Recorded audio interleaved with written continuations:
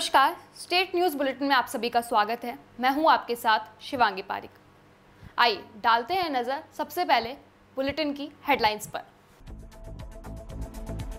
लद्दाख में चीनी सेना से झड़प, भारतीय सेना के एक अधिकारी और 2 जवान शहीद।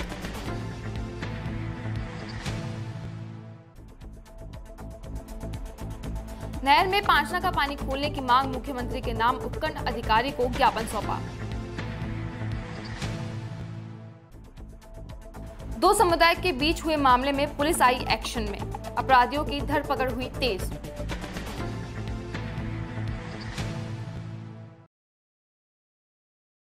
और अब खबरें विस्तार से। भारत और चीन के बीच लद्दाख सीमा पर गलवान घाटी के पास दोनों सीमाओं के बीच सोमवार देर रात झड़प हो गई, जिसमें भारतीय सेना के एक अधिकारी और 2 जवान शहीद हो गए।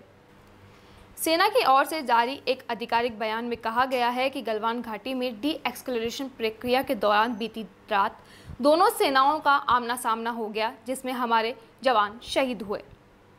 इसमें भारतीय सेना का एक अधिकारी और 2 सैनिक शामिल है। दोनों पक्षों के वरिष्ठ सैन्य अधिकारी मौजूदा तनाव में कम करने के लिए बैठक कर रहे हैं। इस मामले पर चीन के विदेश मंत्री ने टिप्पणी की है कि चीन के विदेश मंत्रालय ने कहा, यह भारत पर निर्भर है कि वह इस मामले को सहयोग से सुलझाएगा या फिर एक तरफा कार्रवाई करेगा। पिछले महीने की शुरुआत में गतिरोध होने के बाद भारतीय नेतृत्व सेना ने फैसला लिया था कि भारतीय सेना पैंगोंग त्सो गलवान घाटी में सबित विभाजित क्षेत्र में चीनी सैनिकों के आक्रमण अंदाज से निपटने के लिए कड़ा रुख अपनाएगी। सेना की ओर से जारी एक आधिकारिक बयान में कहा गया है कि गलवान घाटी में डी एक्सक्लेरेशन प्रक्रिया के दौरान बीती रात दोनों सेनाओं का आमना सामना हो गया, जिसमें हमारे जवान शहीद हुए। इनमें भारतीय सेना का एक अधिकारी और 2 सैनिक शामिल हैं। दोनों पक्षों के वरिष्ठ सैन्य अधिकारी मौजूदा तनाव कम करने के लिए बैठक कर रहे हैं। इस मामले पर चीन के विदेश मंत्रालय ने टिप्पणी की है कि चीन विदेश मंत्रालय ने कहा, यह भारत पर निर्भर है कि वह इस मामले को सहयोग से सुलझाएगा या फिर एक तरफा कार्रवाई करेगा। पिछले महीने की शुरुआत में गतिरोध शुरू होने के बाद भारतीय सेना नेतृत्व ने फैसला लिया कि भारतीय सैनिक पैंगोंग त्सो गलवान घाटी, डैम चौक तथा दौलत बैग ओल्डेसी पर विवादित क्षेत्रों में चीनी सेना का आक्रमण अंदाज से निपटने के लिए कड़ा रुख अपनाएगा।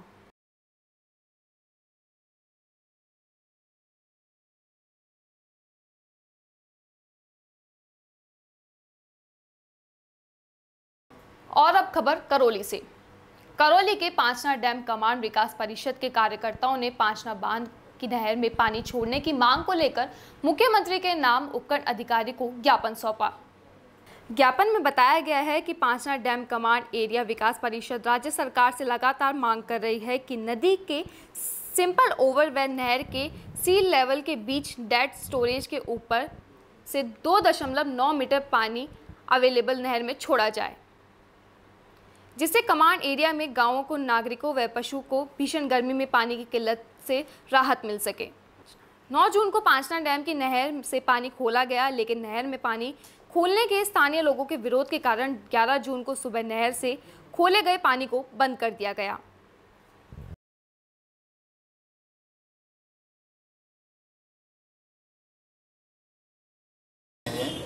उनमें पानी आना चाहिए, 14 वर्ष से बंद है और कोरोना के संकट से जूझ रहे हैं। पानी के लिए एक एक बूंद पानी के लिए कमांड क्षेत्र तरस रहा है। मैं गुजर भाइयों से भी निवेदन करना चाहूँगा हाथ जोड़ के कि वो हमें पानी कमांड क्षेत्र के भाइयों को पानी उपलब्ध करा दे, क्योंकि मैं एक गांव में गया हूँ, एक एक बाल्टी के लिए लोग तरस रहे हैं। 2-2, 3-3 किलोमीटर से पानी पीने के लिए ला रहे हैं। ऐसा नहीं है, सभी जातियों के लोग हैं उसमें।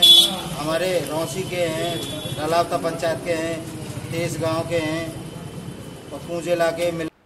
आहोर में साउंड सिस्टम संगठन के उपखंड अधिकारी आहोर के मुख्यमंत्री के नाम ज्ञापन दिया है। बताया है कि देश में आई कोरोना नामक बीमारी के कारण हम शादी ब्याह, धार्मिक कार्यक्रम, भजन संध्या सहित अन्य सामाजिक कार्यक्रमों में डीजे साउंड सिस्टम लगाने वालों के सामने 3 माह से रोजी रोटी की भयंकर समस्या उत्पन्न हो गई है।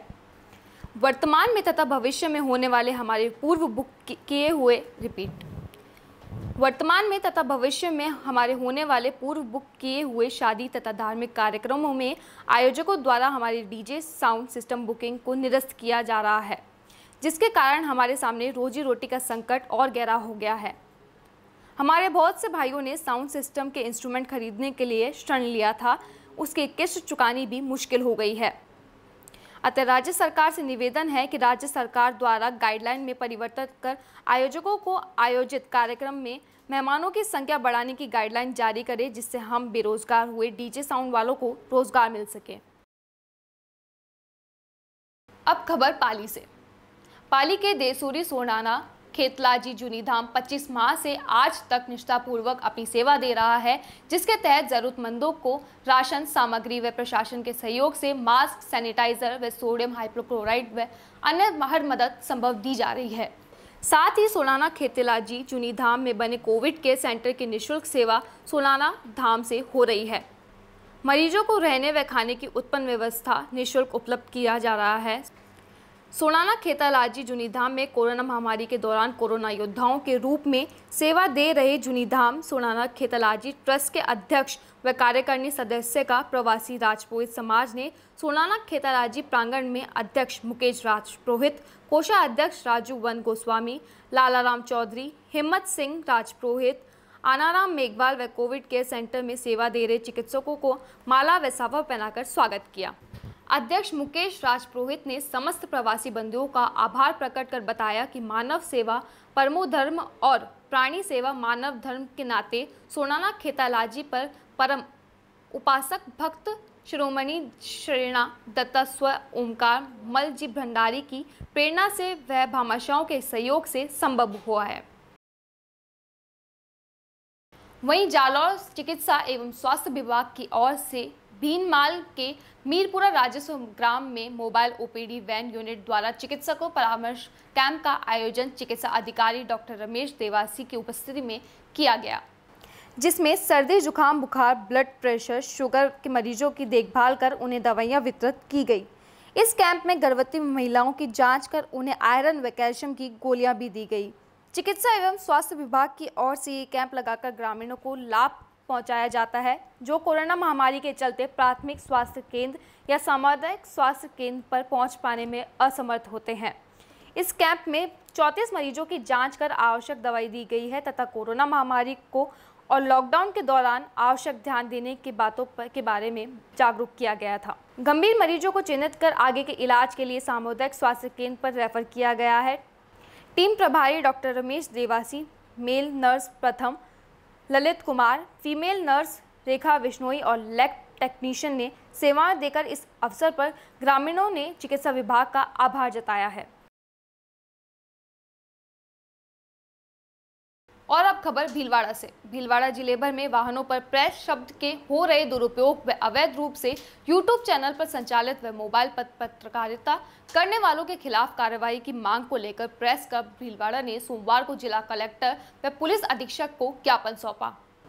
अध्यक्ष सुखपाल जाट व वरिष्ठ पत्रकार प्रमोद तिवारी के नेतृत्व में दिए गए ज्ञापन में बताया गया है कि शहर व जिले में समाचार पत्रों के ताल्लुक नहीं रखने वाले व्यक्ति भी वाहनों पर प्रेस शब्द लिखकर जिला व पुलिस प्रशासन को गुमराह कर रहे हैं। ऐसे लोगों के खिलाफ कड़ी कार्रवाई की मांग प्रेस क्लब द्वारा की गई। साथ ही अवैध रूप से यूट्यूब चैनल संचालित करने वालों के खिलाफ भी कार्रवाई की मांग को लेकर कलेक्टर व पुलिस अधीक्षक को ज्ञापन सौंपा गया। दोनों ही पदाधिकारियों ने प्रेस क्लब के अधिकारी को आश्वासित किया व इस संबंध में सूचना एवं जनसंपर्क निदेशालय जयपुर व भीलवाड़ा के PRO से जानकारी प्राप्त कर अवैध रूप से संचालित यूट्यूब चैनलों के खिलाफ कार्रवाई की जाएगी। ज्ञापन देने वालों में महासचिव राजेश मेठानी, वरिष्ठ पत्रकार सुशील चौहान, उपाध्यक्ष योगेश शर्मा, सचिव राहुल कौशिक, मुरली मनोहर सेन समेत अन्य पत्रकार मौजूद रहे।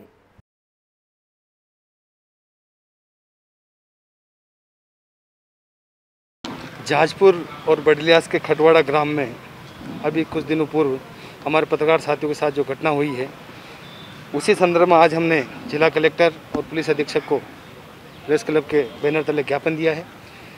जहाजपुर में हमारे पत्रकार साथी जो हैं दिनेश पत्रिया और देवेंद्र सिंह हैं, लॉकडाउन के दौरान उन्होंने क्वारंटाइन सेंटर का शिकायत मिली थी वहाँ की भाई यहाँ ये व्यवस्थाएँ हैं, उसका जानकारी लेने गए थे। तो वहाँ के जो लोकल लेवल के अधिकारी थे, उन्होंने अपनी कमी छुपाने के लिए उन पत्रकार साथियों के खिलाफ एक डॉक्टर को मोहरा बनाते हुए थाने में मुकदमा दर्ज कराया है उसकी हम निंदा करते हैं और निष्पक्ष रूप से उस मुकदमे की जांच हो। क्योंकि हमने डॉक्टर साहब से बात की तो उन्होंने भी यही कहा कि मेरी कोई मंशा नहीं थी मुकदमा दर्ज कराने की। वो खुद चाहते हैं कि उनको जो मोहरा बनाया है उसकी भी जांच हो। इसी प्रकार से एक घटना कल हुई थी बड़लिया क्षेत्र के खटवाड़ा ग्राम में। वहाँ कुछ बजरी माफियाओं ने हमारे एक अखबार के पत्रकार साथी के साथ दुर्व्यवहार किया था। उस संबंध में भी हमने ज्ञापन सौंपा है और निष्पक्ष जांच की मांग की। इसके अलावा हमने एक ज्ञापन दोनों अधिकारियों को और दिया है जिसमें प्रेस शब्द का जो दुरुपयोग हो रहा है उस पर रोक लगाने की मांग की है। साथ ही अवैध रूप से जो यूट्यूब चैनल और मोबाइल पत्रकार बन के शहर में जो लोग घूम रहे हैं उनके खिलाफ भी कार्रवाई करने की मांग की गई है। हमें दोनों अधिकारियों ने भरोसा दिलाया है कि वो निष्पक्ष रूप से कार्रवाई करेंगे और प्रेस का दुरुपयोग रोकने की जो हमने मांग की है उस पर 1-2 दिन में ही वो ठोस कार्रवाई करेंगे। वहीं भीलवाड़ा शहर में अपना संस्थान के विनोद कोठारी ने बताया कि रीको में सघन वन लगाया गया है। राजस्थान सचिव विनोद मेघालय ने जानकारी देते हुए कहा कि भीलवाड़ा में अब तक कई सघन वन लगाए जा चुके हैं। इसी श्रृंखला के तहत रीको ग्रोथ सेंटर में सघन वन RSA वर्ल्ड के सामने लगाया गया है। मियावाकी पद्धति पर काम करने वाले RK नैयर ने बताया कि यह वन रोपण एक पद्धति है जिसका आविष्कार मियावाकी नामक जापान के एक वनस्पति शास्त्री ने किया था, जिसमें छोटे छोटे स्थानों पर छोटे छोटे पौधे रोपे जाते हैं जो 10 गुने तेजी से बढ़ते हैं और इनसे शहरी वनरोपण की संकल्पता में क्रांति ला दी जाती है। RCM के त्रिलोक चंद छाबड़ा ने कहा कि इस सघन वन की देखभाल RCM करेगा और भीलवाड़ा को हरा भरा करेगा। चंद्र प्रकाश छाबड़ा ने बताया कि शहरी क्षेत्र में इस पद्धति के काम की जगह बहुत सारे पेड़ लगाए जा सकते हैं। सघन वन कार्यक्रम में अध्यक्ष सुनील चौधरी, विभाग संयोजक धर्मपाल, राजकुमार बम, अशोक सोनी, ललित वर्मा, सुशील मेहता, राकेश तिवारी आदि कार्यकर्ता मौजूद रहे।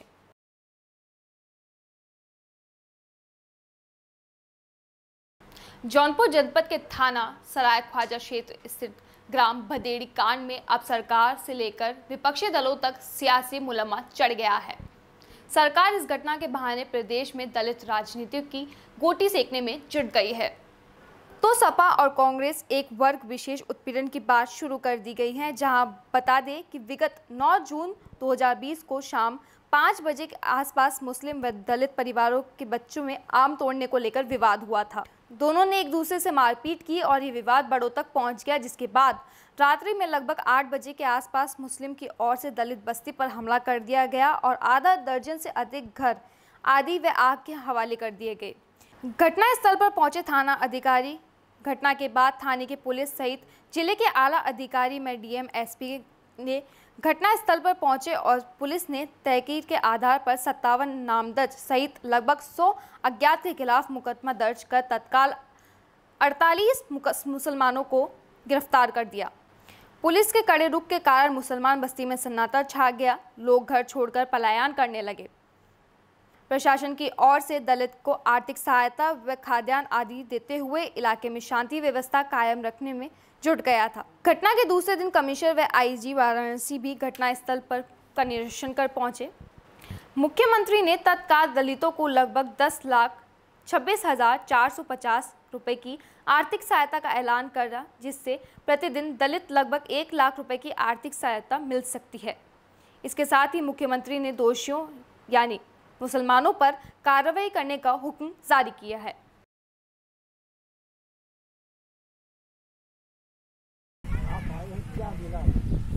ये मैंने देखा, जिस तरह से मैंने यहाँ के लेडीज से बात किया, जेंट्स से बात किया, कुछ लोगों से हमारी दोस्त दिख रहे हैं वहाँ पे, उनसे मैंने मुलाकात की। तो जिस तरह से मुझे पता चला है, इन लोगों से पता चला है कि जब वो लोग आए थे तो पहले फायर करने के बाद शायद कुछ मारामारी भी हुई, किसी को मारे भी, और इसके बाद ये लोग डर से भाग गए। उसके बाद लोगों ने आग लगाई। अभी आग लगाने वाले कौन थे, क्या थे, उसके लिए तो फिर आई साहब आके गए थे, कप्तान भी आके गए थे। फिलहाल इस बुलेटिन में बस इतना ही। अधिक जानकारी व खबरों के लिए जुड़े रहिए हमारे साथ। नमस्कार।